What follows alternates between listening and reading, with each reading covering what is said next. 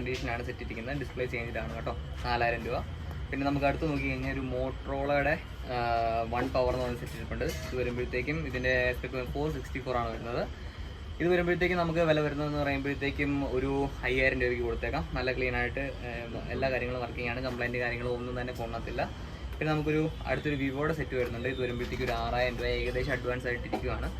അപ്പോൾ അടുത്തതെന്ന് പറയുമ്പോഴത്തേക്കും നമുക്കൊരു റിയൽമി C20 വരുന്നുണ്ട്. ഇത് വരുമ്പോഴത്തേക്കും 5000 രൂപ, 2GB 32 ആണ് വരുന്നത്. പിന്നെ നമുക്കൊരു സാംസങ്ങിൻ്റെ ഒരു സെറ്റ് ഉണ്ട്. അത് വരുമ്പോഴത്തേക്കും ഗാലക്സി M11 ആണ്.